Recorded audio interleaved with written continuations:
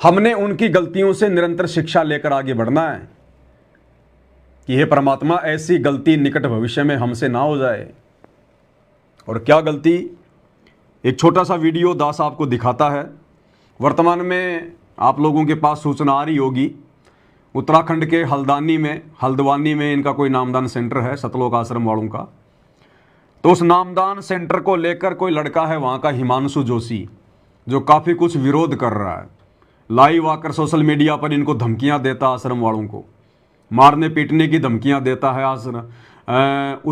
उत्तराखंड में इनका जो आश्रम बन रहा है उसका विरोध कर रहा है, नामदान सेंटर को हटवाने का विरोध कर रहा है। तो उस हिमांशु जोशी के विरोध के कारण पूरा का पूरा सतलोक आश्रम मैनेजमेंट हरियाणा घबराया हुआ है, डरा हुआ है, पूरा का पूरा। उस हिमांशु जोशी ने सतलोक आश्रम वालों को नीचे से लेकर ऊपर तक हिला के रख दिया। और ये लोग इतने डर गए, इतने घबरा गए कि इनको अपनी मर्यादाओं का भी ध्यान नहीं रहा। भैया, जब परिस्थितियां पैदा होती हैं, जब सतगुरु परीक्षा लेता है तो इसी प्रकार की परिस्थितियां पैदा होती हैं। और ये आने वाला जो समय है 2 से 3 साल का, ये लगातार हमारी परीक्षाएं होंगी। दिन में कई कई बार हमारी परीक्षा होंगी। और इस आने वाले समय में परमात्मा खुद हमारी परीक्षा लेगा, खुद ना जाने क्या क्या रूप बना के परमात्मा हमारी परीक्षा लेगा। अब हमने भगत के उन 16 आभूषणों को अपने ऊपर धारण करना है, वो समय आ गया। अब ये जो साध संगति का लोगो है, जिसके अंदर भगत के 16 आभूषण लिखे हुए हैं, ये कोई सामान्य लोगो नहीं है। अगर आपने ये लोगो लगाया है, अगर आप इस लोगो वाली संस्था साध संगति से जुड़े हुए हैं, तो आपके अंदर ये 16 के 16 लक्षण होने चाहिए। तभी हम इस मार्ग पर टिक पाएंगे, नहीं तो नहीं टिक पाएंगे भाई। तो सतलोक आश्रम मैनेजमेंट हरियाणा घबरा गया और घबराकर इनका मैनेजमेंट, सतलोक आश्रम मैनेजमेंट हरियाणा के जो मुख्य लोग हैं, जिनमें इनका मीडिया प्रभारी डॉक्टर चांद राठी, वही चांद राठी जब मेरे को बरवाड़ा की पुलिस ले गई घर से पकड़कर, तो बरवाड़ा थाने में एसआई के सामने उस चांद राठी ने मेरे को थप्पड़ मारा था कि तूने भक्ति बोध में संध्या आरती में ये गरीबदास जी की जगह संत रामपाल जी का नाम क्यों लिख दिया। एक वाणी आती है ना, नाम लिए से सब बड़े रिंचक नहीं कसूर, और गरीबदास के चरणों की मैं सिर पर डारूं दूर।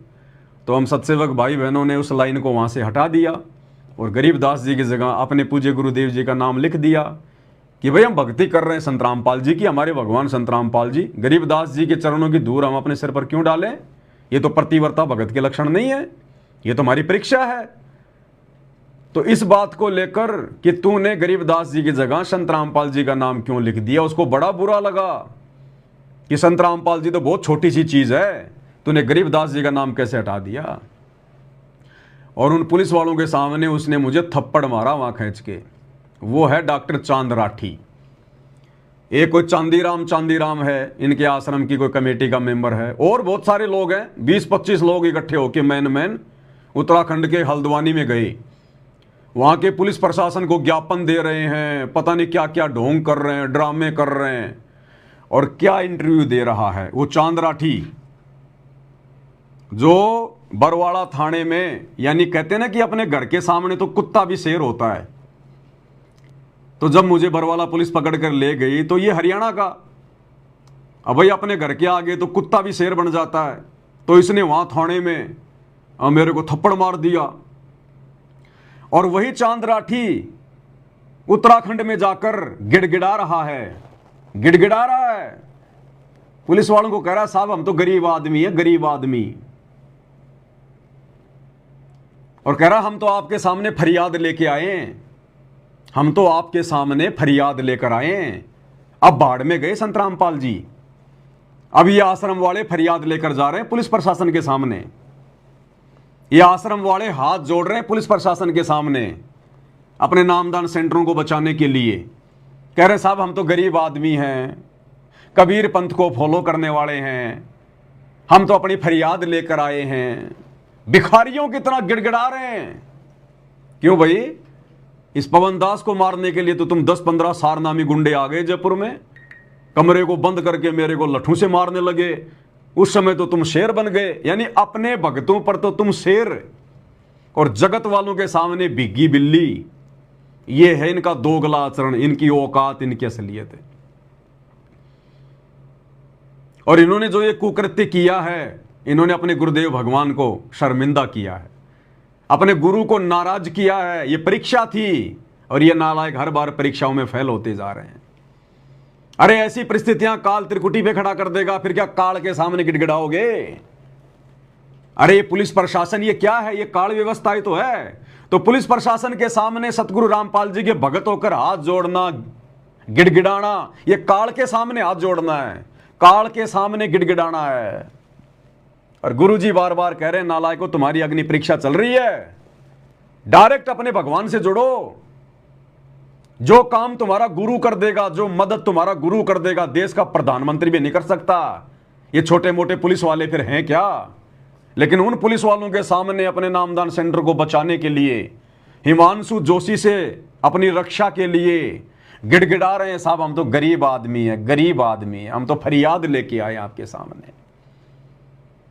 अरे भाई और बहनों, अगर किसी बहुत बड़े पावरफुल मंत्री या प्रधानमंत्री का बेटा अगर किसी थाने में जाकर अगर पुलिस वाले के सामने, एसएचओ के सामने अगर वो हाथ जोड़ के मिन्नत करे, अगर वो गिड़गिड़ाए, प्रधानमंत्री का बेटा उस पुलिस वाले को थाने में जाकर कहे कि साहब हम तो गरीब आदमी हैं, साहब हम अपनी फरियाद लेकर आए हैं, तो भाई और बहनों आप खुद विचार कर लो। जब उस प्रधानमंत्री को इस बात का पता चलेगा तो अपने बेटे से कितना नाराज होगा, और जब आम लोगों को इस बात का पता चलेगा तो उस प्रधानमंत्री की किस कदर बेइज्जती होगी।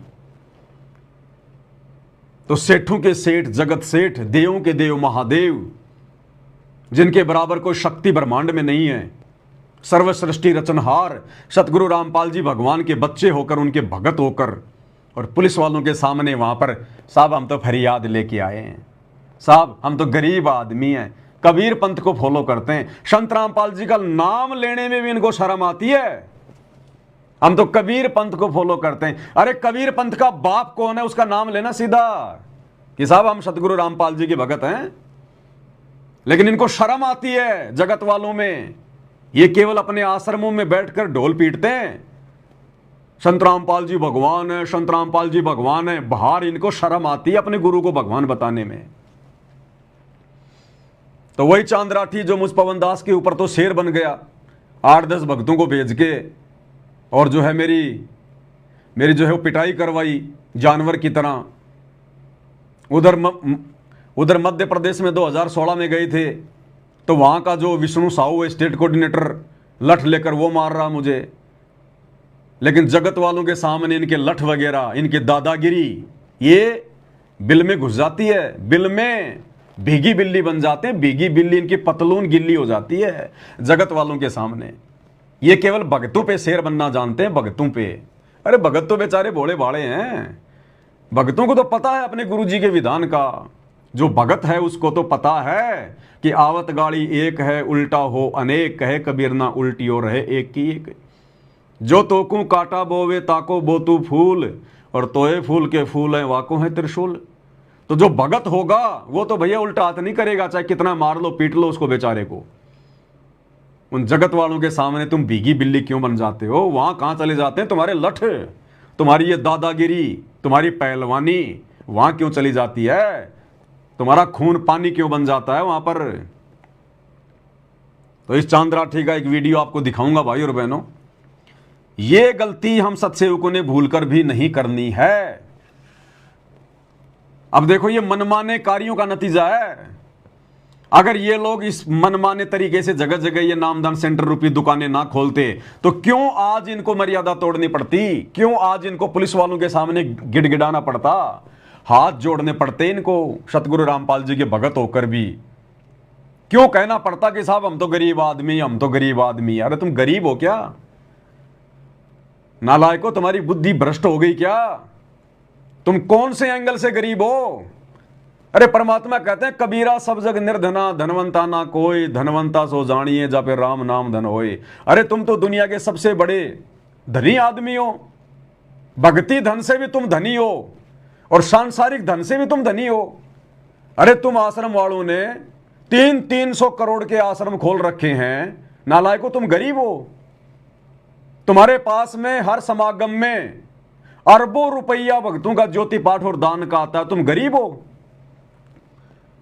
तुम राजनेताओं को सपोर्ट करते हो, तुम गरीब आदमी हो। तुम लाखों लाखों रुपया आरक्षणों में दे देते हो, तुम गरीब आदमी हो।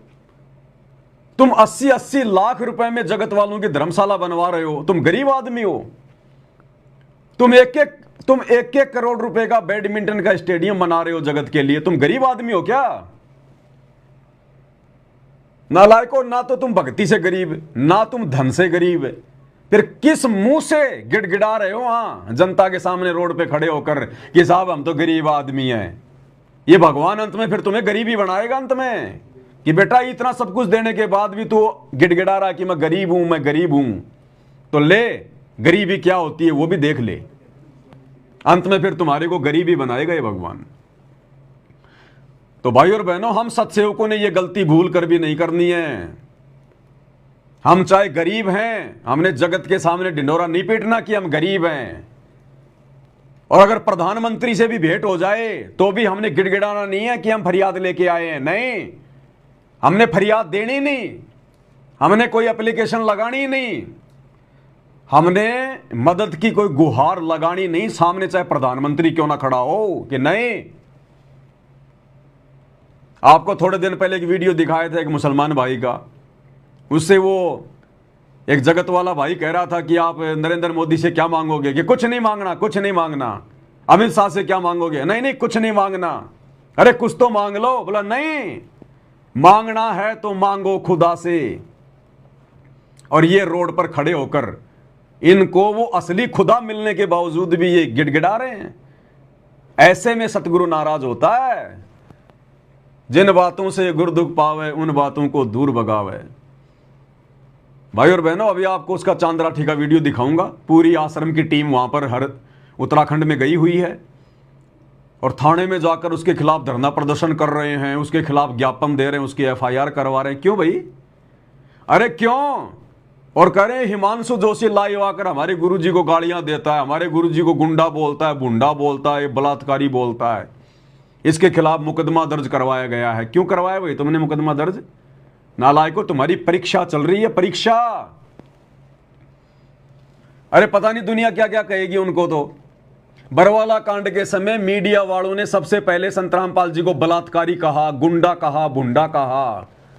तुमने कितने मीडिया वालों के खिलाफ मुकदमे दर्ज करवाए भाई? अरे कितने मीडिया वालों के खिलाफ मुकदमे दर्ज करवाए? और क्यों करवाओगे भैया? ये काल का लोक है, यहां जो मर्जी कहा जाएगा साधु संतों को। साधु संत कभी किसी बात का बुरा नहीं मानते। और सतगुरु रामपाल जी के तो सभी बच्चे हैं, चाहे जगत हो चाहे भगत हो। बाप कभी अपने बच्चों की बातों का बुरा नहीं मानता। जो बाप होता है वो अपने बच्चे पे कभी मुकदमा नहीं करता, ना करवाता। तुम क्यों ठेकेदार बन रहे हो फिर? उस हिमांशु जोशी के ऊपर तुमने क्यों मुकदमा करवाया?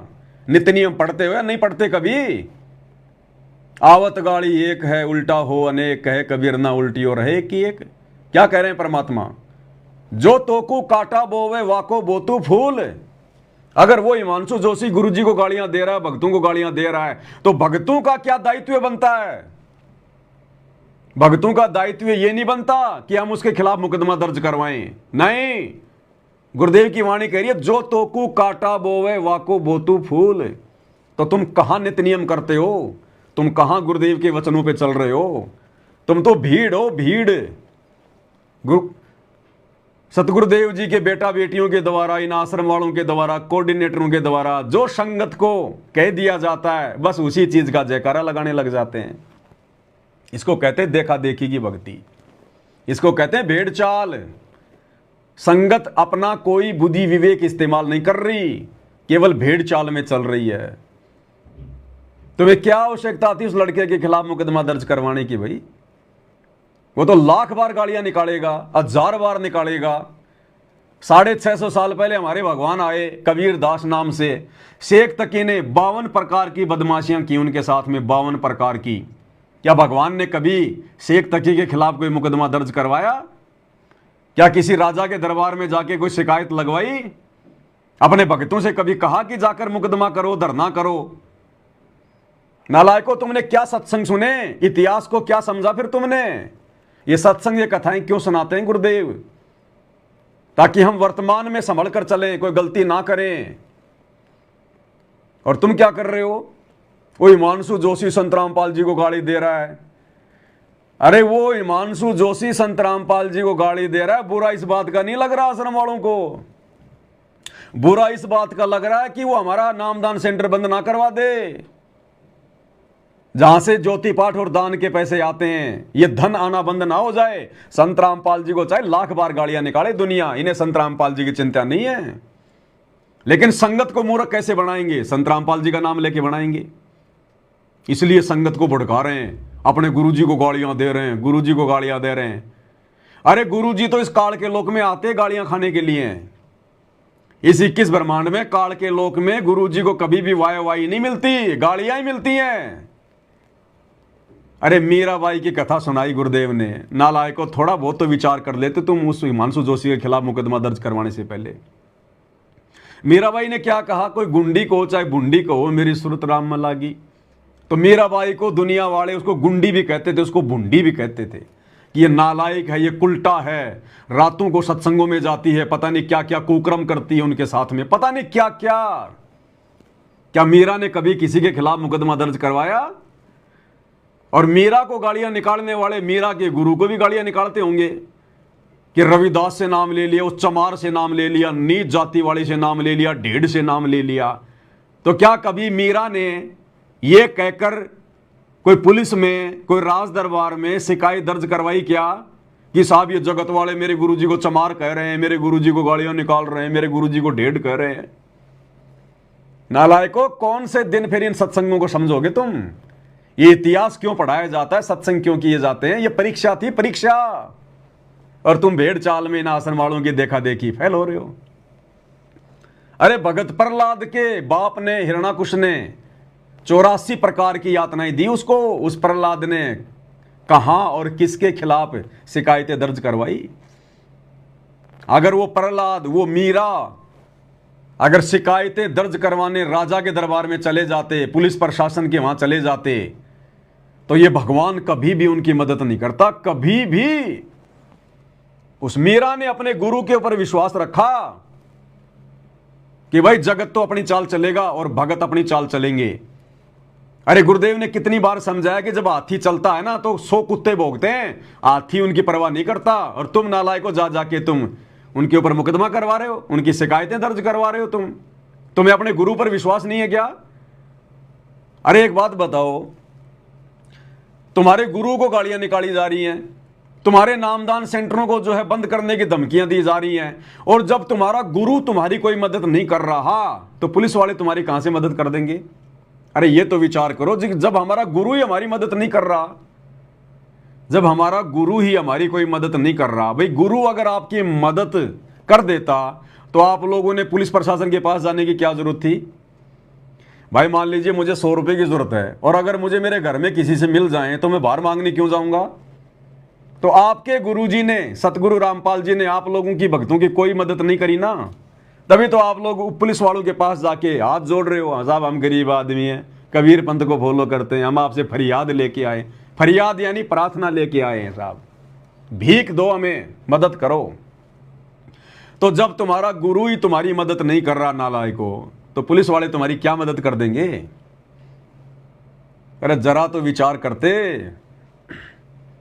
इसका छोटा सा वीडियो दिखाता हूं भाई और बहनों। ये परिस्थितियां आने वाले समय में प्रकट होंगी, इसलिए परमात्मा पहले ही आप और हम सत्सेवकों को आगाह कर रहे हैं, चुनी हुई आत्माओं को, कि बच्चों ऐसी गलतियां तुम मत कर देना आने वाले समय में। चाहे तुम्हारे साथ में कोई कितना ही बुरा व्यवहार क्यों ना करे, जब तुम्हारे साथ कोई बुरा व्यवहार करे तो हमने क्या करना है? कछुए की तरह जब कोई आपत्ति आती है तो गुरुदेव ने बताया कि जो कछुआ होता ना, वो अपने चारों पैरों को और अपनी गर्दन को अंदर समेट लेता है, बाहर खाली वो डब्बा डब्बा सा दिखाई देता है। और जब सामान्य परिस्थिति हो जाती है तो धीरे धीरे हाथ पैर निकाल के चलना शुरू कर देता है। तो गुरुदेव ने यह बताया भगत को, ये मुकदमा करना, ये लड़ाई झगड़ी, ये फालतू का दिमाग में टेंशन, ये नहीं। हमने तो उस कछुए की तरह, अगर कोई लड़ाई झगड़ा भी करना चाह रहा है, कोई हमें बेवजह दुखी भी करता है, परेशान भी करता है, वे करेंगे भक्तों को। तो अगर भगत को भी कोई दुखी नहीं करेगा तो फिर किसको दुखी करेगा बताओ? क्योंकि भगत काल के खिलाफ चलता है ना, तो काल तो भगत को दुखी करवाएगा ना, परेशान करवाएगा ना, कारण चाहे कोई भी बने।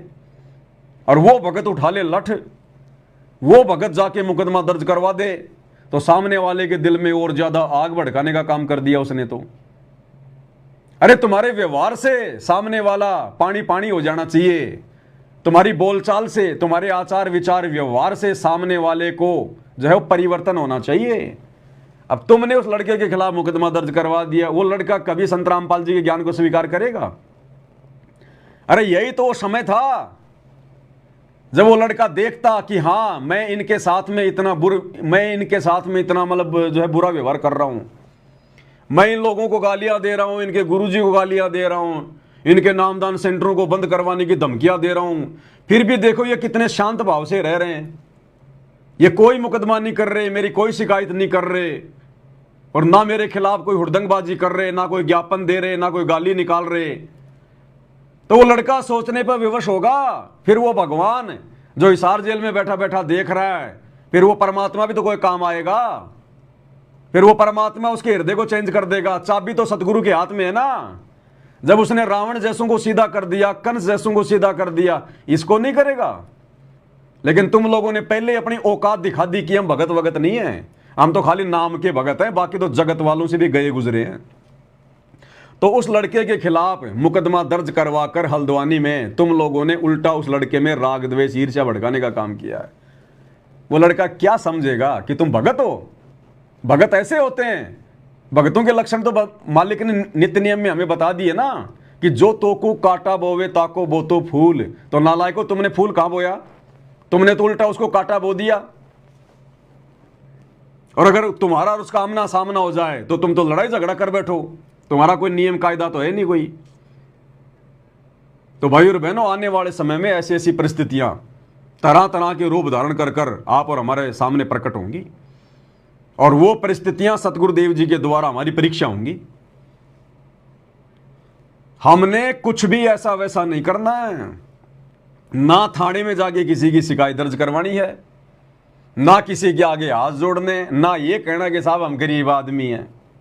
उसी समय फेल हो जाओगे, उसी समय ये समय होगा हमारे विश्वास का। सतगुरु देखेगा कि मेरे भक्तों में मेरे प्रति कितना विश्वास है, कितनी दृढ़ता है, या आज भी ये जगत वालों के सामने हाथ फैलाएंगे मदद के लिए। फिर ये स्वभाव हमारा फिर वो त्रिकुटी पे बना रहेगा, वहां भी जाकर हम हाथ जोड़ लेंगे ऐसे कि साहब हमारी मदद करो, ये काल बहुत ज्यादा दुखी कर रहा है।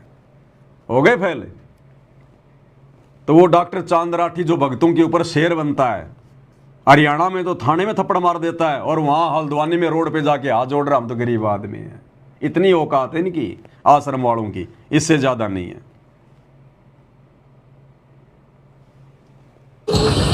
हल्द्वानी नामदान केंद्र के खिलाफ एक साजिश रची जा रही थी, लेकिन प्रशासन अब पूरी तरह सतर्क है। आज एसपी सिटी और सिटी मजिस्ट्रेट खुद नामदान केंद्र पहुंचे और स्थिति का जायजा लिया। उन्होंने संत रामपाल जी के अनुयायियों से ज्ञापन प्राप्त किया। एसपी सिटी और सिटी मजिस्ट्रेट ने साफ शब्दों में आश्वासन दिया, किसी भी असामाजिक तत्व को अशांति फैलाने नहीं दी जाएगी, कानून सबके लिए बराबर है। देखिए यह पूरी वीडियो। तो ये देखिए, हम यहाँ हैं संत रामपाल जी महाराज का ये एक सतलोक आश्रम का नामदान केंद्र है, और यहाँ पर काफ़ी पुलिस ऑफिसर्स आए हुए हैं, और साथ ही काफ़ी डिपार्टमेंट्स के लोग हैं, और साथ ही साथ सतलोक आश्रम के भी मौजूदा लोग हैं। तो चलिए आइए देखते हैं, यहाँ पर ये ज्ञापन सौंपने वाले हैं।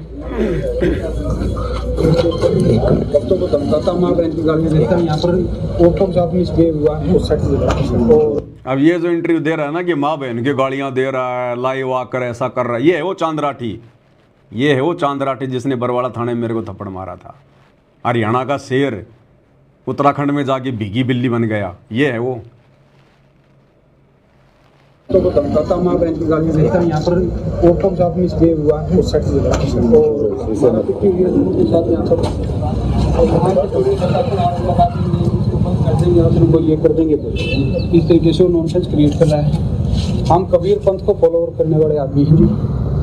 ये आश्रम है जी, इसको नामदान सतल बोलते हैं हम। ऐसे नामदान सतल 600 हैं जी पूरे ऑल ओवर इंडिया के अंदर। ऑल ओवर इंडिया में 600 नामदान होने के बावजूद कहीं पर भी कोई समस्या नहीं है जी। अकेला हल्द्वानी एक ऐसा एरिया है जहाँ पर इस जैसे कुछ शरारती तत्व ऐसी घटनाओं को अंजाम दे रहे हैं। तो पिछले 23 मार्च को हमने SHO साहब को एक शिकायत दी थी इसके विषय में। आज तक उसके खिलाफ कोई कार्रवाई नहीं हुई। लगातार फेसबुक पर वो हमें धमकियां भरे वो डालता है। कल भी उसने अल्टीमेटम दे रखा था। कल रात को भी उसकी एक वीडियो आई है कि जी आज तो प्रशासन ने हमें 1 महीने की मोहलत मांगी है। तो प्रशासन उसके आगे मोहलत मांग रहा है और वो धमकी दे रहा है। तो हमारा तो कहना सिर्फ इतना ही है सर कि हम कबीर पंथ को फॉलो करने वाले और अहिंसा के मार्ग पर चलने वाले व्यक्ति हैं। इस तरीके के आदमी हल्द्वानी को आग लगाने का काम कर रहे हैं। ये जो व्यक्ति है इसने अपनी संस्था RSS को दिल्ली में रजिस्टर करा रखा है। क्या कह के रजिस्टर करा रखा है, क्यों करा रखा है, किसी ने कोई जांच नहीं करी है। दिल्ली में रजिस्टर्ड एक संस्था हल्द्वानी में आग लगाने का काम कर रही है। प्रशासन मुख्य दर्शक बना हुआ है। तो संबंधित अधिकारियों से मैं सबसे मिल चुका था। तो मैं आज आप लोगों के संज्ञान में लाने के लिए इसलिए हमने आपको ज्ञापन देने का एक प्रोग्राम बनाया था। आप लोग यहाँ आए, आपके लिए बहुत बहुत धन्यवाद। हम गरीब आदमी हैं जी, हम गरीब आदमी हैं जी, हम गरीब आदमी हैं जी, हम गरीब आदमी हैं जी। कबीर पंथ को फॉलो करते हैं। वो खुद कहता है कि जी इनके पास निम्न तबके के आदमी हैं और उनको कुचल दो। ये उसकी फेसबुक की पोस्ट है जी। तो ऐसे आदमियों के खिलाफ जी हमारी रक्षा करो। तो ऐसे आदमियों के खिलाफ जी हमारी रक्षा करो। तो ऐसे आदमियों के खिलाफ जी हमारी रक्षा करो। और कल को यहाँ पर कोई खून खराबा ना हो, इस तरीके की वो चीज़ें ना हो, उसके लिए हम आपसे मदद के लिए एक फरियाद लेके आए। और कल को यहाँ पर कोई खून खराबा ना हो, इस तरीके की वो चीज़ें ना हो, उसके लिए हम आपसे मदद के लिए एक फरियाद लेके आए। ठीक है, हमारी रक्षा करो जी।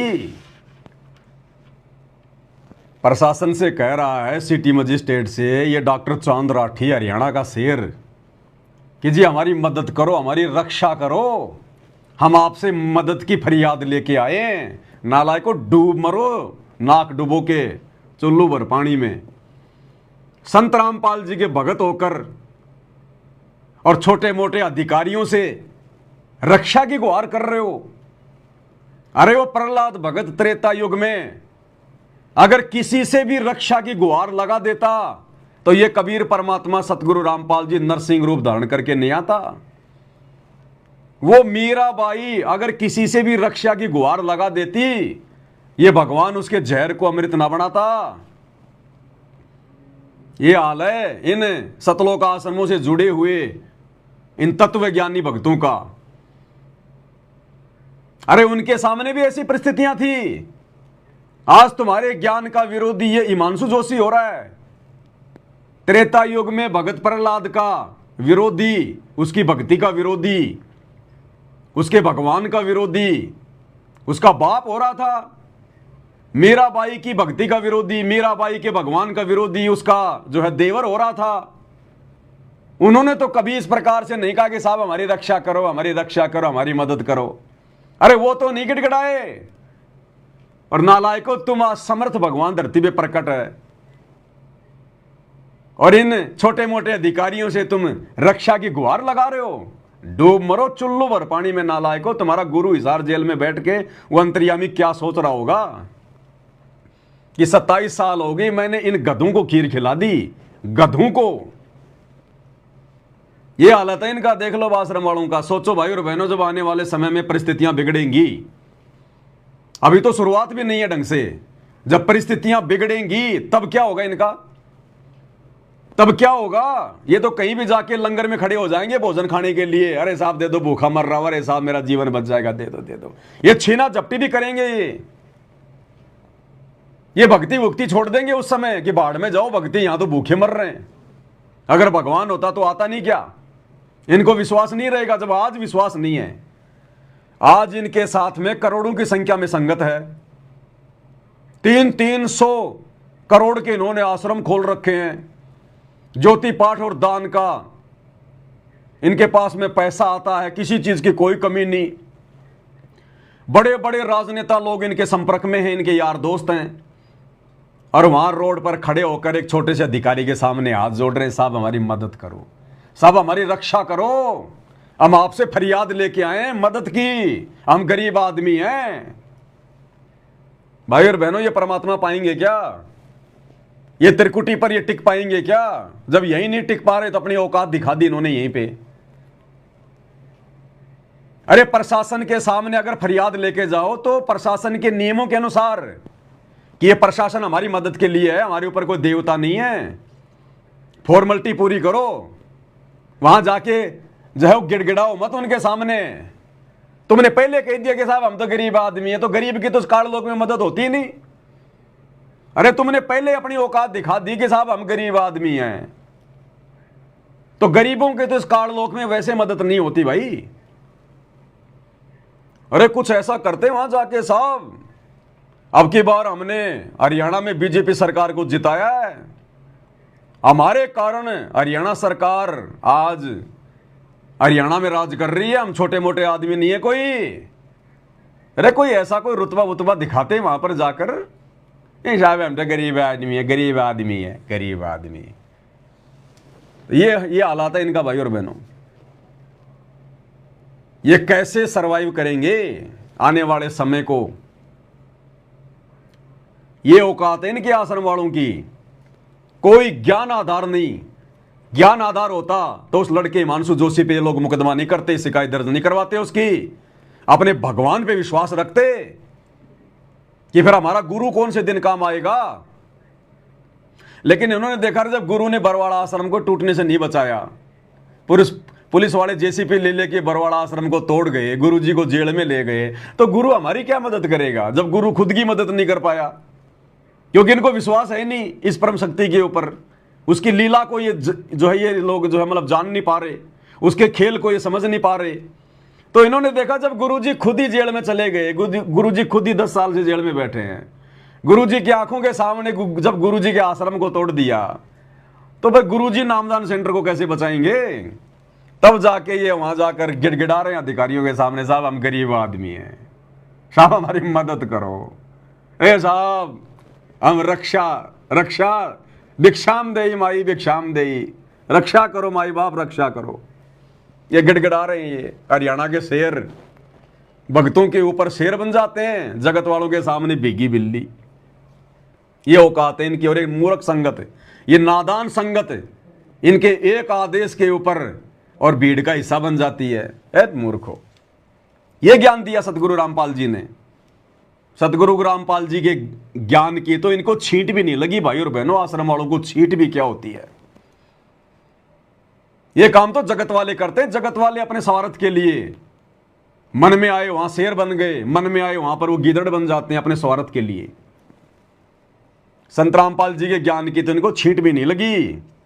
अब सतगुरु रामपाल जी का ज्ञान क्या कहता है?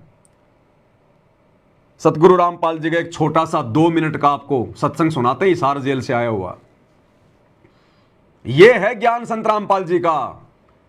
क्या कह रहे हैं गुरुदेव भगवान उस प्रहलाद का उदाहरण देकर, कि प्रहलाद के साथ में उसके बाप ने कितना अन्याय किया। अरे जैसे वो हिमांशु जोशी नाम का लड़का गुरुजी की भक्ति का तो विरोधी है, नामदान सेंटरों का तो विरोधी है, भगवान का तो विरोधी है।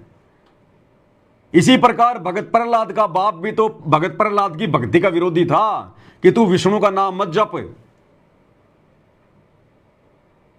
वो भी तो उसकी भक्ति का विरोधी था, उसके भगवान का विरोधी था। वो विष्णु को नहीं मानता था जिस प्रकार वो हिमांशु जोशी नाम का लड़का संत रामपाल जी को नहीं मानता। तो क्या उदाहरण दे रहे हैं गुरुदेव भगवान कि अब वो प्रहलाद वो किस कोर्ट में जावे, अब वो प्रहलाद वो किसके सामने फरियाद लेके जाए? वो अपने भगवान के ऊपर दृढ़ रहा। सुनना ये सत्संग भाई और बहनों, ध्यान से एक बार आंखें खोल देगा हमारी। अरे भगत वो है जो मरने को मर जाएगा लेकिन अपने गुरु के अलावा किसी के आगे गिड़गिड़ाएगा नहीं, जैसे आश्रम वाले गिड़गिड़ा रहे हैं सिर्फ अपने धार्मिक धंधे के लिए कि नामदान सेंटर बंद हो गया तो महीने का जो लाखों रुपया उत्तराखंड से आ रहा है वो बंद हो जाएगा। इन्हें संत रामपाल जी की इज्जत की कोई उनको गाली दे रहा है, गुंडा कह रहा है, बुंडा कह रहा है, बलात्कारी कह रहा है, इन्हें कोई लेना देना नहीं है, कोई मतलब नहीं है इन्हें मतलब है केवल अपने धंधे से। तो ना इनको कोई ज्ञान आधार, कुछ नहीं। अब गुरुदेव भगवान क्या कह रहे हैं भगत प्रहलाद को उदाहरण देकर, और गुरुदेव फिर बीच में कह रहे हैं कि बच्चों, ये आप लोगों के लिए संकेत है कि आने वाले समय में अगर तुम्हारे साथ में ऐसी परिस्थितियां बन जाए तो तुमने अपने भगवान के अलावा किसी और के सामने नहीं गिड़गिड़ाना। क्या कह रहे परमात्मा? बच्चों देखो, कई चीजें सामने आएंगी। अब कई चीजें। प्रहलाद भगत था, बाप दुश्मन हो गया, सारी पृथ्वी का राजा था, इतनी शक्ति थी उसके अंदर, सिद्धि थी, ताकत थी, राज की ताकत थी, और अपने बेटे का दुश्मन हो गया। उसने मारना चाहा तो मेरा नहीं। अब प्रहलाद किसका अगर हुआ, किस कोर्ट में जावे और किस जनता ने सुनाओ अपने दुख ने? कौन सुने? अब प्रहलाद किसका अगर हुआ, किस कोर्ट में जावे और किस जनता ने सुनाओ अपने दुख ने? कौन सुने? तो बच्चा जिसका कोई नहीं ना, कबीर साहब उसका साथ खड़ा होता है। जब तक हम इन गोरों का सहारा तकते हैं, इतना वो साथ कम दे है। जब तक हम इन औरों का सहारा तकेंगे, वो भगवान, वो गुरुदेव हमारा साथ नहीं देगा। तो बताओ, ये तो इन छोटे मोटे अधिकारियों के सामने गिड़गिड़ा रहे हैं, ये तो इनका सहारा तक रहे हैं कि ये पुलिस वाले हमारी मदद कर देंगे, ये प्रशासन ही हमारी मदद कर देगा। तो गुरुदेव कह रहे हैं, जब तक हम अपने गुरुदेव भगवान, अपने परमात्मा के विमुख होकर, उसको अपना एकमात्र सहारा ना मानकर और किसी दूसरे से मदद की गुहार करते हैं, उम्मीद लगाते हैं, वो सहारा कम देगा। तो गुरुदेव कह रहे हैं, प्रहलाद किसके आगे रोवे, कौन से कोर्ट में जावे? अरे भगत ने कोर्टों के चक्कर नहीं काटने, भगत ने तो अपनी तरफ से तो किसी की शिकायत कभी करनी ही नहीं। और यदि सामने वाला हमारे साथ में जबरदस्ती कर रहा है तो हमने उसके खिलाफ कोई मुकदमा करना नहीं। फिर हम भगत कहां हुए? जो तोकू काटा बोवे ताको बोतू फूल। फिर ये वाणी कौन से दिन सिद्ध होगी? तो भगत अपनी तरफ से तो किसी की शिकायत करेगा नहीं। सामने वाला भगत के साथ में बुरा कर रहा है तो भगत उसका फिर उसका जो है मतलब कि वो प्रतिशोध नहीं लेगा, उसके खिलाफ कोई मुकदमा नहीं कर सकता, कोई शिकायत नहीं कर सकता। और इसके उदाहरण हमारे गुरुदेव भगवान हैं, वे भी तो एक भगत की भूमिका करके दिखा रहे हैं। बता दो, हमारे गुरुदेव भगवान ने अपने आध्यात्मिक जीवन में कब और किसके खिलाफ मुकदमा दर्ज किया? अरे उनके साथ तो हर किसी ने नाइंसाफी की है, बदतमीजी की है, बेअदबी की है। क्या हमारे गुरुजी ने कभी किसी के खिलाफ मुकदमा दर्ज किया क्या? तो नालायकों, तुमने क्या सीखा अपने गुरु से, क्या शिक्षा ली तुमने? तो परमात्मा कह रहे हो, भगत प्रहलाद अब कौन सी कोर्ट में जावे, किसके आगे रोवे, कौन सुने उसकी? तो कहते हैं, जब तक हम अपने भगवान से आस्था हटा के और किसी और से भीख मांगेंगे, परमात्मा सुनेगा नहीं। और किस जनता ने सुनाओ अपने दुख ने? कौन सुने? तो बच्चा जिसका कोई नहीं ना, कबीर साहब उसका साथ खड़ा होता है। जब तक हम इन गोरों का सहारा तकते हैं, इतना वो साथ कम दे है। अब यहां बात देखो, ये तो पहले की बातें हैं। सिकंदर लोधी के जलन का रोग ठीक करा, कितने उसके सामने चमत्कार कर दिए। जब भी कोई आपत्ति आई तब ये सिकंदर लोधी पब्लिक की ओर खड़ा हो जाता, भगवान को भूल जाओ। राजाओं ने तो राज चाहिए अपना स्वर से धोते, एक मानस मारे तो बिना मारे तो बच्चों इसी प्रकार है। अब कबीर साहब किसका सहारा तक है? राजा भी चेला और फिर भी बकवाद उल्टा, समय पर वो भी साथी नहीं। ये हमारे को संकेत है, हमने समझना चाहिए। गुरुदेव कह रहे हैं, ये हमारे को संकेत है, यानी आप और हम भक्तों को संकेत है। ये गुरु सत्संग करता तो अपने लिए नहीं करता, अपने भक्तों के लिए करता है। तो गुरुदेव हमें जो उदाहरण दे रहे हैं ना, ये कि ऐसी विशेष आपत्तियों में आपने किसका सहारा तकना चाहिए।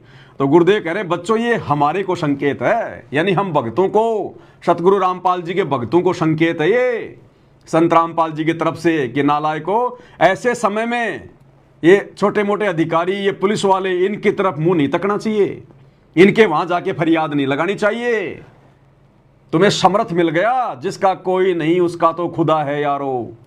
ये मैं नहीं कहता, किताबों में लिखा है यारो। एक गाना आता ना, जिसका कोई नहीं उसका तो खुदा है यारो।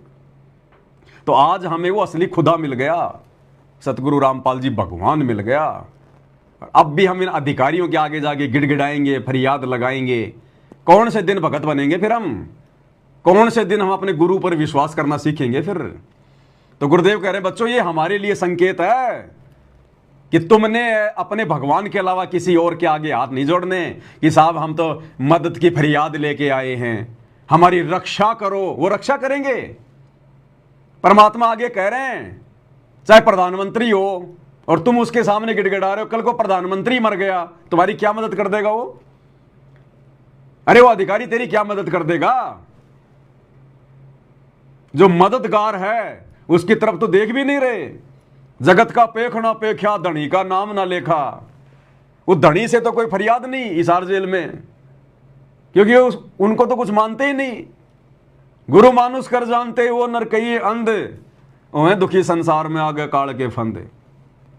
इनको तो ये छोटे मोटे अधिकारी पुलिस वाले ये इनको बहुत बड़ी तोप लगते हैं। तो परमात्मा कह रहे हैं समझना चाहिए संकेत, ये आप और हमारे लिए संकेत है। अब कबीर साहब किसका सहारा तक है? राजा भी चेला और फिर भी बकवाद उल्टा, समय पर वो भी साथी नहीं। ये हमारे को संकेत हमने समझना चाहिए भक्तों को। आज हम किसका आगे रोए और हमारा कोई साथी नहीं, लेकिन जो हमारा साथी है ऐसा गजब का है, गुरु जी समय आने में देखिए सब न ठीक करेगा। ये हमारे को संकेत हमने समझना चाहिए। आज हम किसका आगे रोए और हमारा कोई साथी नहीं, लेकिन जो हमारा साथी है ऐसा गजब का है, समय आने में देखिए सब न ठीक करेगा। तो गुरुदेव कह रहे हैं आज हम किसके आगे रोए? अब ये रो रहे हैं उन अधिकारियों के आगे, आश्रम वाले साहब हम गरीब आदमी हैं, कबीर पंथ को फॉलो करते हैं, हमारी रक्षा करना, हमारी मदद करना, फरियाद लेके आए हैं। अब बताओ गुरु का ज्ञान क्या कह रहा है, गुरु हमें क्या शिक्षा दे रहा है? और ये उन छोटे मोटे अधिकारियों के आगे जाके अपनी झोली फैला रहे, भीख मांग रहे हैं अपनी।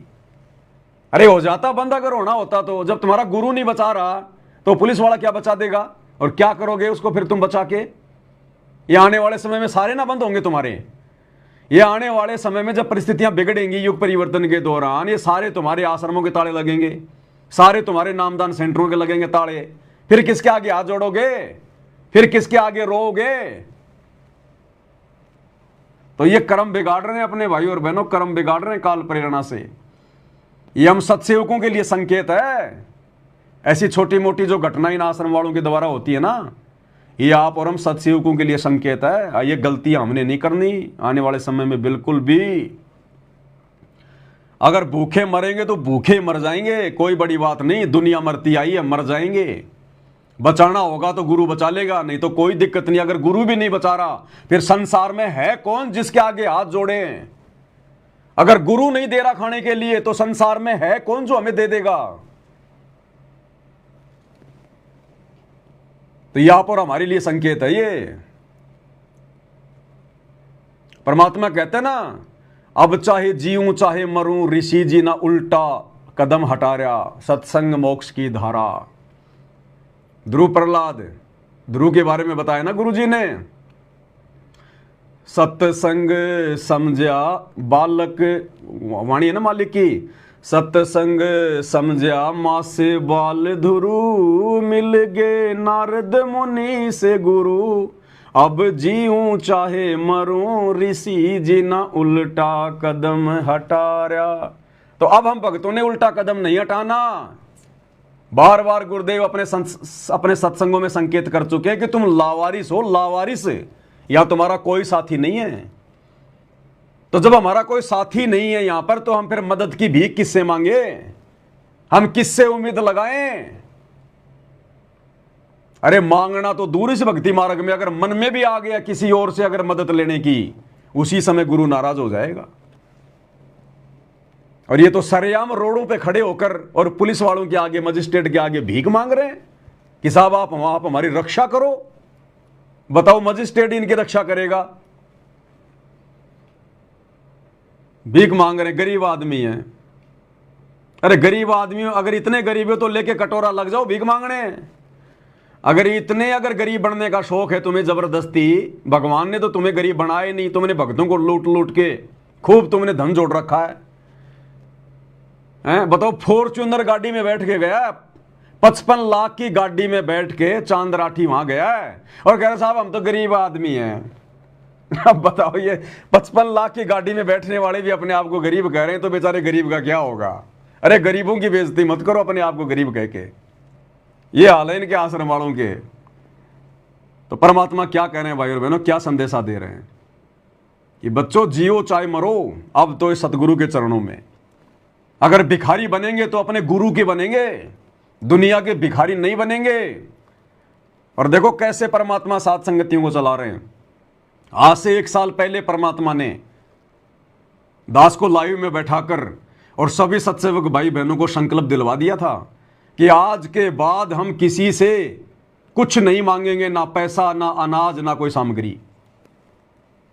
हमें मांगने की जरूरत ही नहीं। भगवान की भक्ति करेंगे तो भगवान देगा, काम धंधा करेंगे उससे मिलेगा। जब काम धंधे भी बंद हो जाएंगे तो परमात्मा की वाणी है, घर में 2 दाने नहीं होंगे, सुबह मटका भरा हुआ मिलेगा। फिर हम क्यों किसी के भिखारी बने भाई? जब तक शरीर काम कर रहा, अपना कमाएंगे, दमाएंगे, अपनी ईमानदारी से, अपनी मेहनत से खाएंगे। भगवान हमारे साथ में, कमी किसी बात की है? भाग्य में नहीं होगा तो भी परमात्मा दे देगा। और फिर आगे की व्यवस्था हमारा गुरु करेगा, जो तीनों लोकों में प्रवेश करके सबका पेट भर रहा है। क्या अपने भक्तों का नहीं भरेगा क्या? फिर दुनिया का भिखारी बनने की क्या जरूरत है? दुनिया के आगे रोने की, गिड़गिड़ाने की क्या जरूरत है? अपने आप को जगत सेठ के बच्चे होने के बावजूद भिखारी कहने की क्या जरूरत है? नालायक को क्यों दुखी कर रहे हो अपने गुरु जी को? भगत हो तुम। तो ये हाल है इनका। तो ये गलतियां हम सत्सेवकों ने नहीं करनी अगर सफल होना तो, क्योंकि हम गुरुदेव के द्वारा चुनी हुई आत्माएं हैं।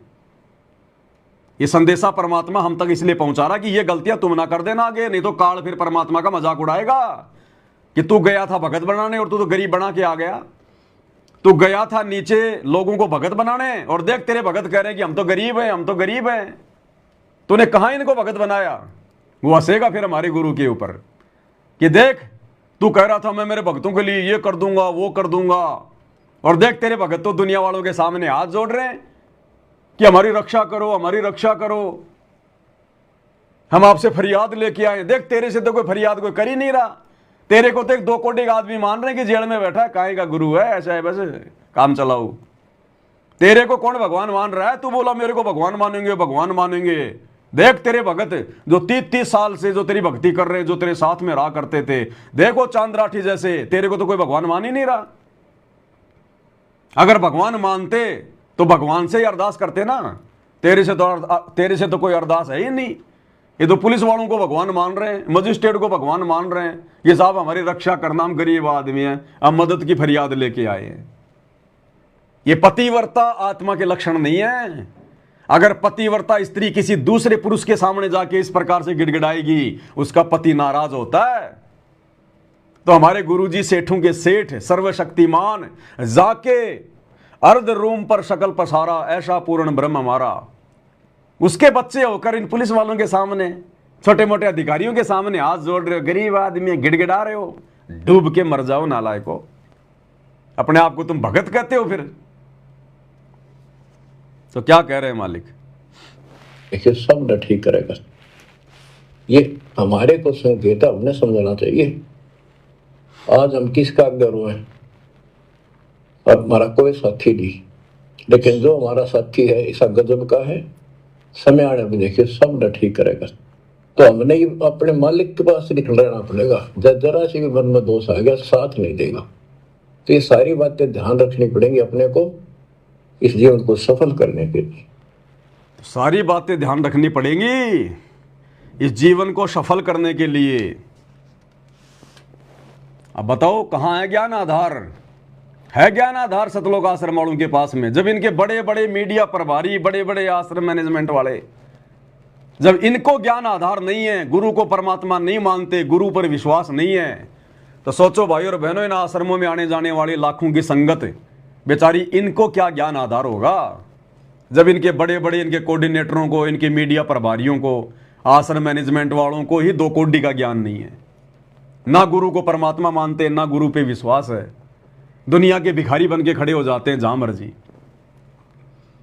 तो ये हाल है इन आश्रमों से जुड़ी हुई संगत का और गुरुदेव भगवान के इन विशेष बड़े बड़े सेवादारों का, जो अपने आप को सेवादार समझते हैं, बड़े बड़े आश्रम संचालक समझते हैं। ये है इनका ज्ञान आधार।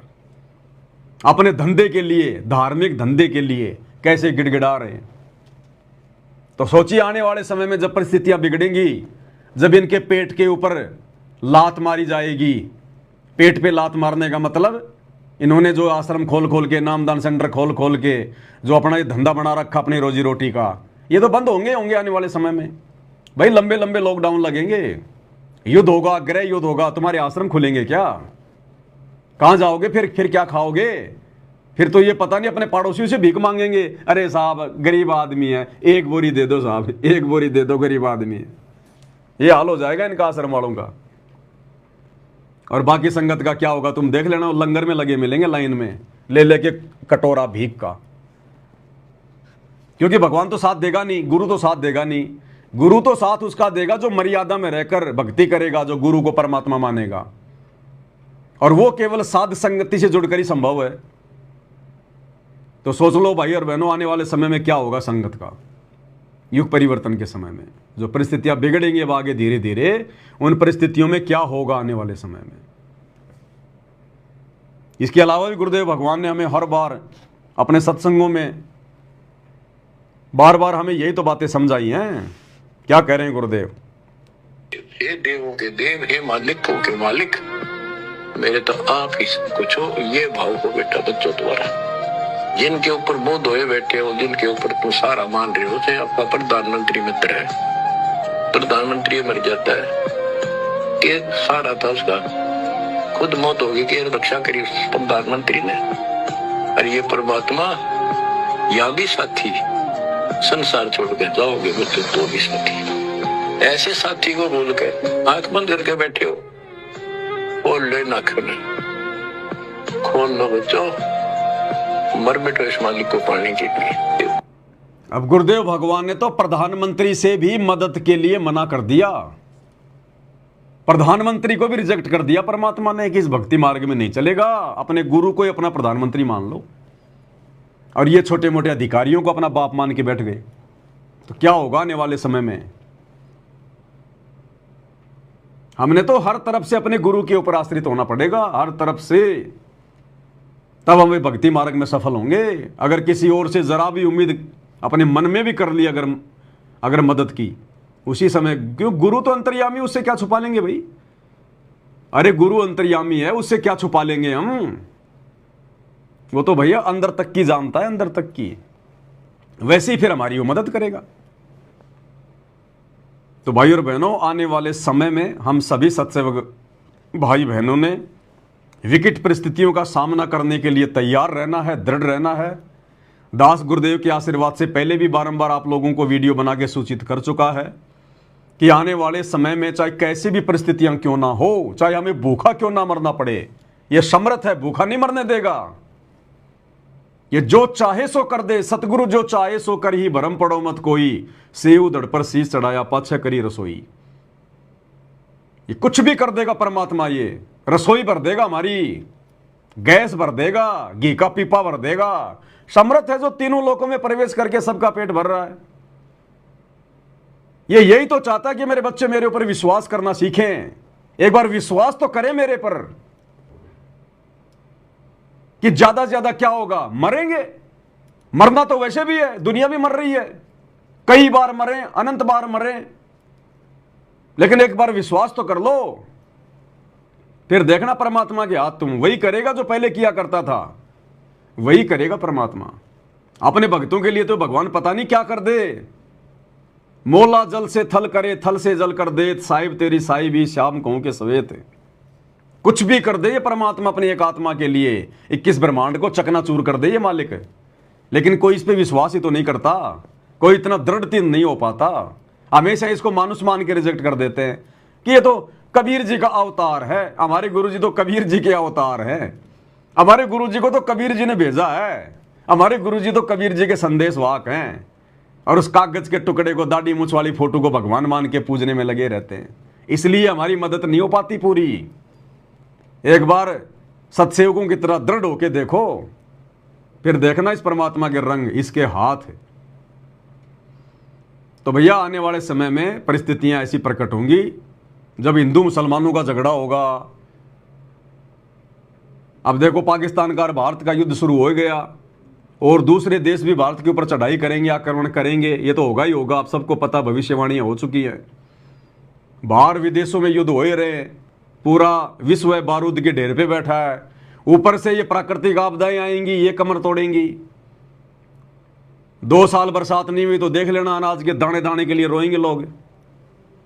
कहीं बाढ़ आएगा, कहीं भूकंप आएंगे, कहीं अकाल पड़ेंगे, कहीं वायरस आ रहे हैं, कहीं महामारी आ रही है, सब कुछ तितर बितर हो जाएगा।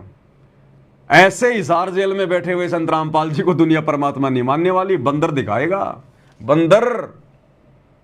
ऐसे तो देख लो ना आप, अब भारत पाकिस्तान का युद्ध चल रहा है।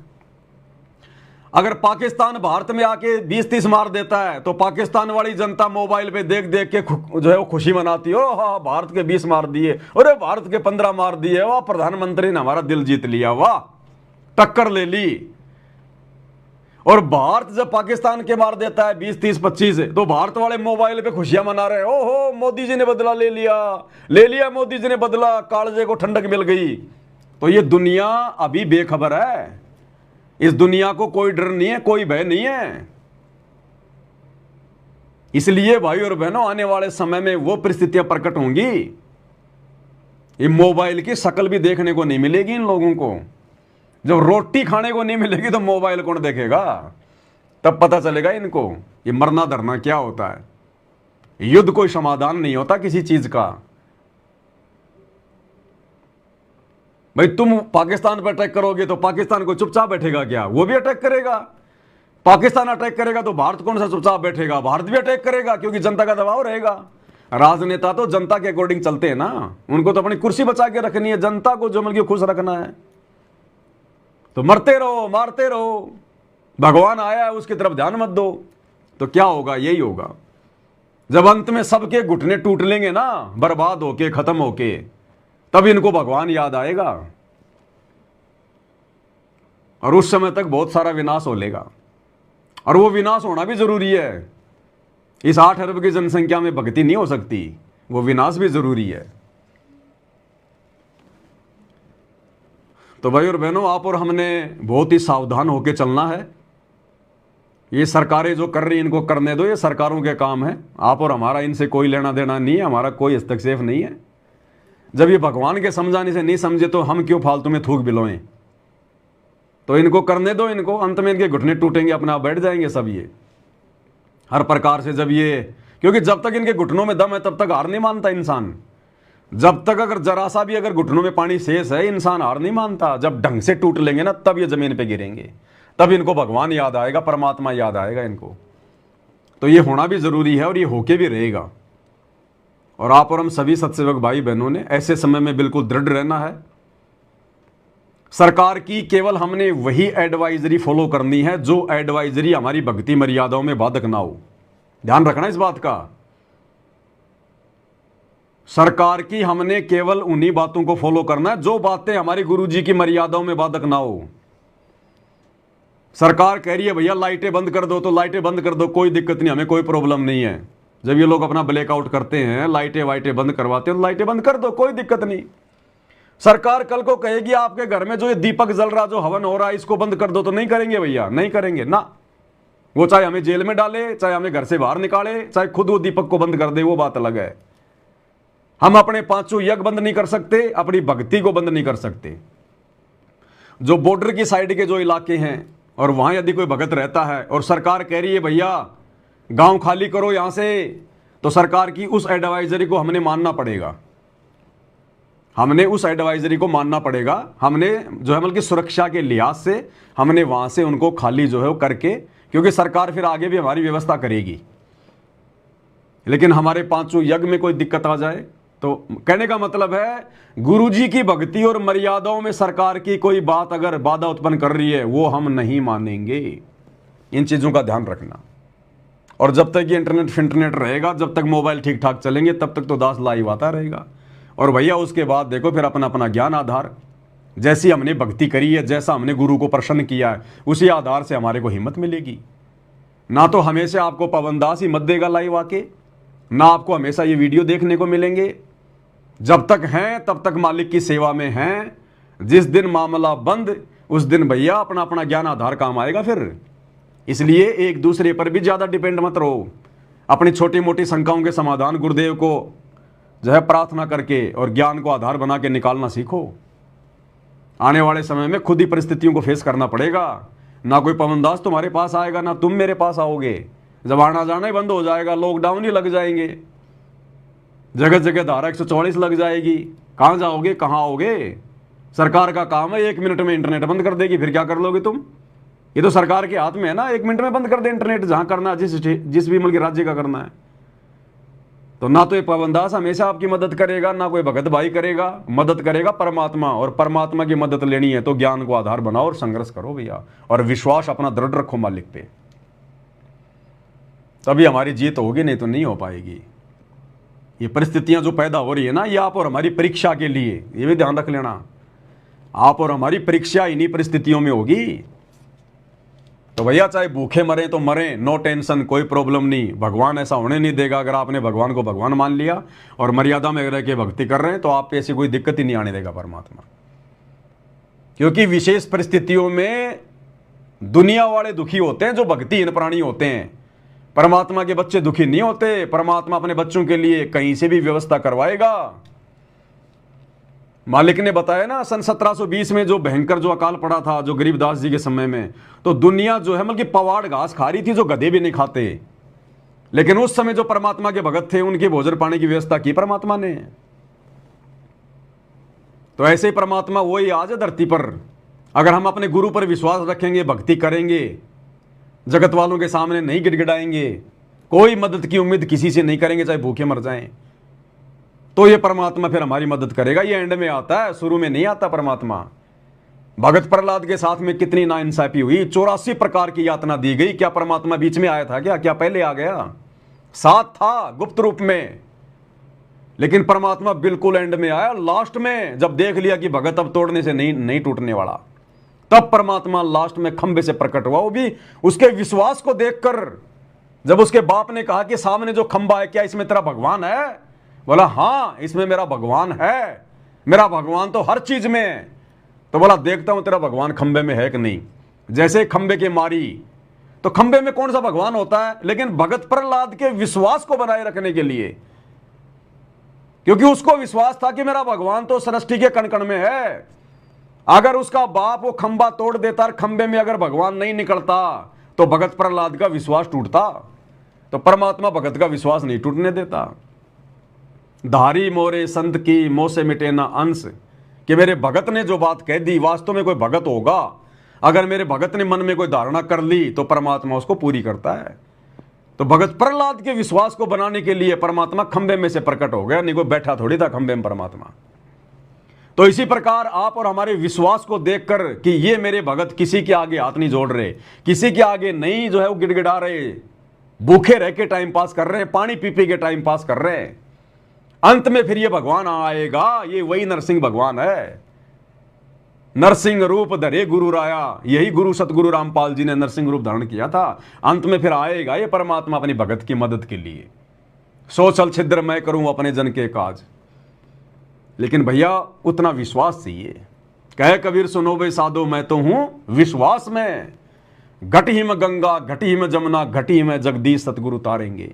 ये ना सोचो कि सार जेल में बैठा हुआ भगवान, ये वह भगवान है, सृष्टि के कण कण में है, अनाज के दाने दाने में है, ये हर एक के घट में बैठा हुआ है परमात्मा। जब आवश्यकता पड़ेगी तुरंत सामने प्रकट हो जाएगा। लेकिन होगा उनके लिए ऐसा चमत्कार, ये करेगा उनके लिए जो वास्तव में इसके चुने हुए दृढ़ भगत होंगे।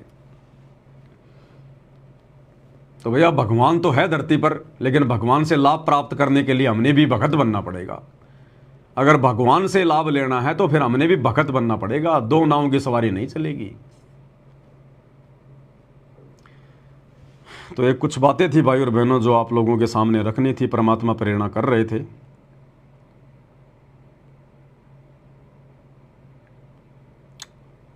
परमात्मा किसी भी भेष में, किसी भी प्रकार से हमारी परीक्षा ले सकते हैं, किसी भी रूप में। हमने हर प्रकार से सतर्क रहना पड़ेगा। इस सात संगति के लोगों के ऊपर जो 16 भगत के लक्षण हैं, इनको दिन में एक बार हम अवश्य पढ़ें। सात संगति के लोगों में जो भगत के 16 लक्षण हैं ना, उनको एक बार जरूर हम पढ़ें। खाली वो शोबाजी के लिए नहीं लिखे गए।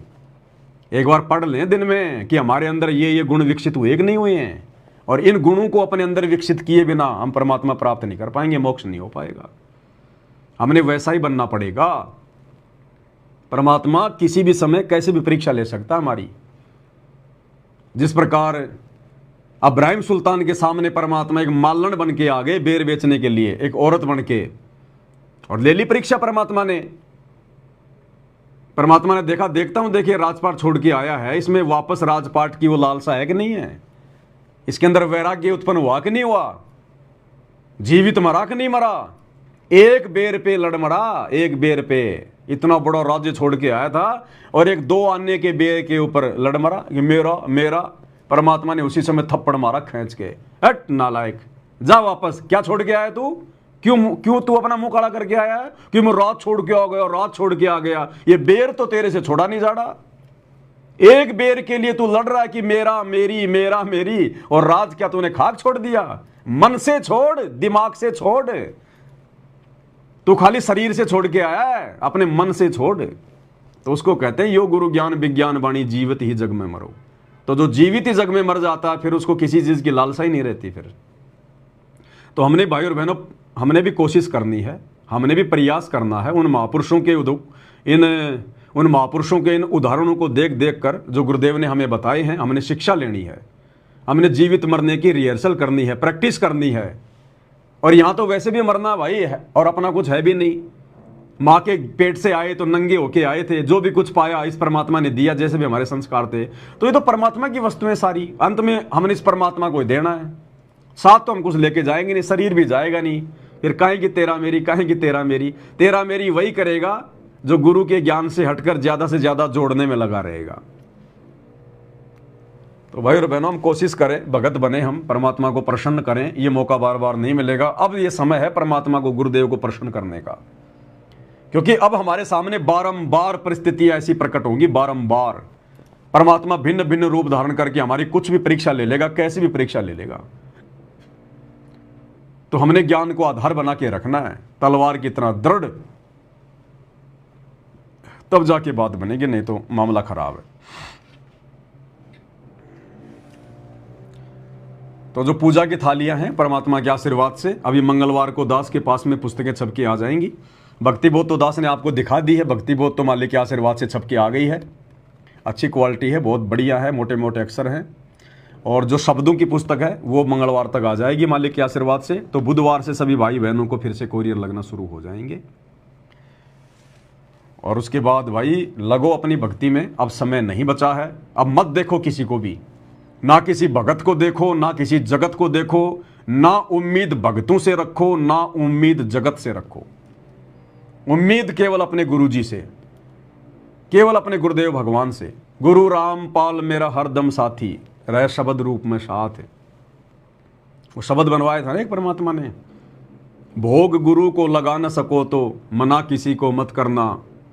अपने गुरु को, अपने गुरु के सिवा किसी को भूल के दंडवत ना करना। तो उसमें परमात्मा ने एक जगह लिखवाया ना शुरू में कि गुरु राम पाल के सिवा किसी से, गुरु राम पाल के सिवा जगत में उम्मीद किसी से मत करना। अपने गुरु के सिवा किसी को भूल के दंडवत ना करना। तो भाई हमने अपने गुरु जी के अलावा किसी और से कोई उम्मीद, कोई आस्था, कुछ नहीं। सीधा का सीधा कनेक्शन गुरु जी से। जब तक खा रहे हैं, कमा रहे हैं, व्यवस्था है, ठीक है। परिस्थितियां उल्टी पैदा हो गई तो भैया अब उल्टी परिस्थितियां पैदा करने वाला ही भक्तों को सीधी परिस्थितियों में लेके आ सकता है। केवल अपने गुरु जी से डिमांड है, किसी से कुछ नहीं। देखो ये भी मत सोच लेना उस समय कई भक्तों के मन में, क्योंकि काल तो हमेशा मौका देखेगा कि भाई हम तो किसी से मांगने नहीं गए, लेकिन हमारे घर पर तो लोग राशन देने आ रहे हैं, हम मांग थोड़ी रहे हैं। तो हम तो ले लेते हैं राशन। नहीं, अब ये भी नहीं चलेगी वर्तमान में। ये सुदामा वाला दौर नहीं है। सुदामा ने जब किसी से नहीं मांगा, खैर वो मांगता तो था ही, भीख तो मांगा ही करता था सुदामा, लेकिन जब उसको कहीं से भीख नहीं मिली,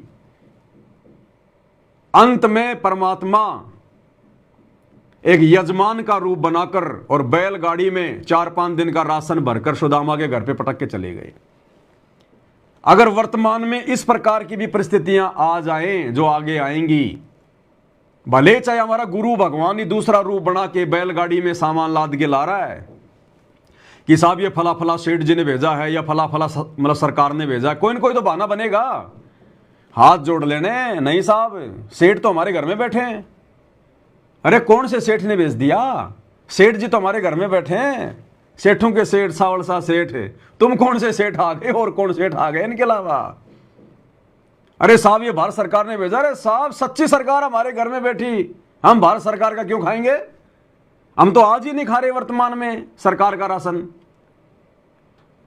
भैया भारत सरकार ने भेजा है, लेकिन सच्ची सरकार तो हमारे बेड पे बैठी है अंदर, हमारे गुरुदेव भगवान है।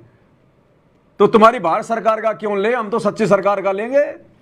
अब हमने ये भी नहीं करना, काल यहां भी हमारे को डगमग करेगा कि साहब मैंने तो किसी से मांगा ही नहीं, ये तो अपने आप ही देने आ रहे हैं। नहीं लेना, क्योंकि गुरुजी ने क्या कह रहा सत्संग में कि बच्चों जब तुम्हारे घर में 2 दाने होंगे, सुबह मटका भरा हुआ मिलेगा। ये नहीं कहा कि जब तुम्हारे घर का राशन खत्म हो जाएगा तो परमात्मा बैलगाड़ी लेके आ जाएगा या किसी और को भेज देगा। अब तो परमात्मा घर में भर देगा राशन, किसी से मांगने की जरूरत नहीं है, कोई आ रहा तो लेने की जरूरत नहीं, वो भी तो भीख ही हो गई। अरे चाहे जाके लेके आओ, चाहे कोई देने आ रहा है चाहे वो ले लो, बात एक ही है। तो अब हमने सुदामा जैसी भी गलती नहीं करनी है। सुदामा की पत्नी ने वो सामान अपने घर पे उतरवा लिया कि मैं तो सुदामा जी का जमल की मतलब यजमान हूं। अब हमने वो गलती नहीं करनी है। अगर ऐसी परिस्थितियां पैदा हो जाए, बाहर से अगर कोई सामान भी लेके आ जाए, चाहे भगत हो चाहे जगत हो, भगत लेके आए तो भी नहीं लेना। डायरेक्ट अपने गुरुजी से कि परमात्मा का वचन है और साध वचन पलटे नहीं, चाहे पलट जाए ब्रह्मांड। मालिक का वचन है कि घर में 2 दाने होंगे, सुबह मटका भरा हुआ मिलेगा। ये नहीं कहा गुरुजी ने कि कोई सिर पे कोई लेके मटका आटे का वो लेके आएगा। तो हमने अपने गुरुजी के वचन पे विश्वास करना है। गुरु कोई नींद में नहीं बोलता, गुरु जो बोलता है ना, एक एक वचन उसका परम सत्य होता है। तो अब हमने किसी और से नहीं, अब तो हमारा गुरु ही देगा। दे ना दे उसकी मौज, वो तो बिना खिलाए पेट भर देगा। कोई जरूरी है? गुरु हमारे विश्वास को देख के बिना खिलाए पेट भर देगा। अरे जब पांडवों को वनवास मिला हुआ था तो दुर्योधन ने दुर्वासा ऋषि को पांडवों को श्राप दिलाने के लिए 88,000 ऋषियों के साथ में भेजा कि जाओ तुम जंगल में उनके साथ में और वहां जाकर उनसे ऐसे ऐसे खाने की डिमांड करो। वो खुद ही जो है मतलब घास फूस खा के पेट भर रहे हैं, तुम 88,000 ऋषियों का पेट कहां से भरेंगे? तो दुर्वासा चला गया पांडवों को श्राप देने के लिए दुर्योधन के कहने से। और वहां जाकर कहा कि बस शाम का समय कि लाओ भाई भूख लग रही है, खाना खिलाओ। अब वो कहां से खाना खिला दें? उनके पास में सूर्य देव का दिया हुआ एक पात्र था द्रौपदी के पास, वो भी खाना खा चुके थे और खाना खाने के बाद वो पात्र दोबारा से नहीं देता था। अब क्या करें, फंस गए। उस समय द्रौपदी ने भगवान को याद किया, अपने गुरु को, श्री कृष्ण जी को। तो श्री कृष्ण जी का रूप बना के ये कबीर भगवान सतगुरु रामपाल जी प्रकट हो गए। बोले भाई क्यों याद किया, क्या बात है? तब उन्होंने कहा कि भगवान ऐसी ऐसी आपत्ति आ गई, दुर्योधन के कहने से हमें श्राप देने के लिए ये दुर्वासा ऋषि 88,000 ऋषियों की फौज लेके आ गया और कह रहा भाई आम खिलाओ और पता नहीं मानसरोवर का जो है वो जड़ लेके आओ, आज के बोए हुए आम खिलाओ। और तो बोला भाई मेरे को कुछ खिलाओ पहले। बोला भगवान कुछ खिलाने को होता तो फिर बात ही क्या थी, कुछ ही नहीं है। बोला कुछ तो होगा। तो वो कटोरा था, उस कटोरे में एक साग का एक पत्ता लगा हुआ था, उसी में पानी घोल के भगवान को पिला दिया। जैसे ही गुरुदेव भगवान ने वो कटोरा पिया, उधर से वो दुर्वासा ऋषि और 88,000 ऋषि जमीन में लोट पलेटा मार रहे वो गधे की तरह। और भगवान ने कहा श्री कृष्ण रूप में भीम को कि जा भाई ऋषियों को बुला ला कि सारा सामान तैयार है, भोजन कर लो। जैसे ऋषि वो गया भीम वहां पर, बोला चलो जी भोजन तैयार है। तो दुर्वासा ने कहा कि भोजन का नाम मतलब है, हमारे तो उल्टी आने को हो रही है, हमारा तो पेट ऊपर से नीचे तक भरा हुआ है, कौन आया तुम्हारे? बोले भगवान श्री कृष्ण जी आए। तो बताओ, हमारे गुरुदेव भगवान ने श्री कृष्ण रूप में वो थोड़ा सा साग का पत्ता घोल के पिया, उधर दुर्वासा और 88,000 ऋषियों का पेट फूल गया। बोला भाई भोजन भंडारे का नाम ही मतलब उल्टी आ रही, हम तो कति छिक लिए। तो भाई आज तो भगवान को हम रोजाना भोग लगा रहे हैं। द्रौपदी ने तो कभी सौपन में भी भोग नहीं लगाया, उसको तो पता ही नहीं भगवान कौन था। आज तो परमात्मा दिन रात भोग लगवा रहा। क्यों लगवा रहा है? आने वाले समय के लिए। मालिक को पता है। और मालिक की वाणी क्या कहती है? मालिक की वाणी बोलती है ना कि देते को हरि देत है, जहां तहां से आण, और अण देवा मांगत फिर साहिब सुने ना कान। तो भगवान पहले से ही अपना पेट भर रहा है, भोग लगा रहा है परमात्मा अपने सत्सेवक बच्चों के माध्यम से। ये भोग लगवाने की जो प्रोसीजर शुरू करवाई ना, ये परमात्मा एक तीर से अनेकों शिकार करता है। अपने बच्चों के भाव भी देख लिए कि गुरु को भोग वही लगाएगा जो गुरु को परमात्मा मानेगा। और आने वाले समय में जब वो विकट परिस्थितियां पैदा होंगी तो गुरु तो उसी को देगा ना जो गुरु को जो दे रहा है। तो ये बहुत सारे कारण है भाई और बहनों, इसलिए हमने अपने गुरुदेव भगवान पर ही आश्रित रहना है, किसी और से नहीं, बिल्कुल भी नहीं। वरना उस समय फिर गुरु नाराज हो जाएगा कि ये नालायक ढोंग कर रहे थे, पाखंड कर रहे थे, इनको विश्वास तो था ही नहीं। तो कहते हैं भक्ति भाव भादो नदी सबे चले गहराए, और सरिता सोई जानिए जो जेठ मास ठहराए। जब वो समय आएगा उस समय पता चलेगा, विपत्ति के समय, आपत्ति के समय, कि कौन भगत है और कौन देखा देखी में ड्रामे कर रहा था, किसने देखा देखी में बेड लगाया था, कौन देखा देखी में गुरु जी को भोग लगा रहा था। ये आने वाले समय में पता चलेगा जब परिस्थितियां बिगड़ेंगी। बाकी तो सभी भगत दिखाई देते हैं। तो भाई उस समय के लिए तैयार रहना हमारे को, उस समय के लिए, तब तो हम भगत हैं, नहीं तो फिर कोई लेना देना नहीं। फिर तो भाई और बहनों, आज की वीडियो में केवल इतना ही। मालिक के आशीर्वाद से फिर परमात्मा दया करेंगे तो दास लाइव आएगा। तब तक भाई और बहनों, भक्ति का मैटर खींच के रखो अपने। तो ज़्यादा से ज़्यादा सुमरण, ज़्यादा से ज़्यादा सत्संग, गुरु जी की महिमा। अब ये शब्दों की पुस्तक आ जाएगी आप सबके पास में, तो रोजाना कम से कम 1 या 2 शब्द तो परिवार वाले बैठ के परमात्मा का गाओ। 1 या 2 शब्द तो परमात्मा का बैठ के गाओ, वीडियो में रिकॉर्ड करो, या तो लाइव चलाओ या वीडियो बनाओ, उसको बाद में डालो, सोशल मीडिया पर डालो परमात्मा की महिमा को। अब यही करेंगे हम। परमात्मा ने क्यों बनवाई ये पुस्तक? अब लॉकडाउन लगेंगे, घर में पड़े पड़े क्या करेंगे? गुरु जी की महिमा गाएंगे, शब्द गाएंगे परमात्मा के, अपनी भक्ति करेंगे। ये करवाएगा परमात्मा, और क्या करवाएगा? हम भंडारा करवा सकते हैं। हाँ, अगर हमारे घर पर अगर उस समय कोई आ जाए और परमात्मा ने दया कर रखी है तो खिलाओ, क्या दिक्कत है? भले हमें भंडारा ना करना पड़े। अगर हमारे घर पर कोई आ गया भंडारा करने के लिए, मांगने के लिए, तो उस समय तो हमने उनको देना पड़ेगा। भूखिया भोजन देते पहुंचेंगे परवान, कहे कबीर पुकार के दोए बात लख ले, एक साहिब की बंदगी भूखों को कछु दे। उस आपत्ति के समय अगर बाहर से कोई व्यक्ति आ गया भोजन मांगने, भंडारा करने, भले हम परमात्मा के भक्तों को भूखा रहना पड़े, लेकिन उन आत्माओं को हमने पहले खिलाना है। वो भी हमारी परीक्षा होगी। तो ये तो हमने वैसे भी करवाना है, चाहे हमारे घर पे कोई भी आ जाओ, भोजन भंडारा तो हमने वैसे भी करवाना होता है। वो परमात्मा ने हमें वो कथा नहीं सुनाई, वो भूख बाकड़ा दिए विचार भय चकवे कई बार। उस समय वो अकाल पड़ गया था और एक राजा जो है मल की बाकड़ी बांट रहा था, गेहूं को उबाल के दिया करता था। तो उस समय एक व्यक्ति था, बहुत भूखा था, लेकिन उसने अपनी भूख की परवाह ना करके किसी दूसरे भूखे को अपने हिस्से की बाकड़ी दे दी। उस एक मुट्ठी बाकड़ी के भुने हुए उबले हुए गेहूं के उसमें कहते हैं कई बार वो चक्रवर्ती राजा बना, कई बार। तो हमने चक्रवर्ती राजा तो नहीं बनना, लेकिन परमात्मा के विधान को फॉलो करना है कि कहे कबीर पुकार के दोए बात लख ले, एक साहिब की बंदगी भूखों को कछु दे। तो भाई और बहनों, आज के लाइव में केवल इतना ही। बंदी छोड़ सतगुरु रामपाल जी भगवान की जय हो।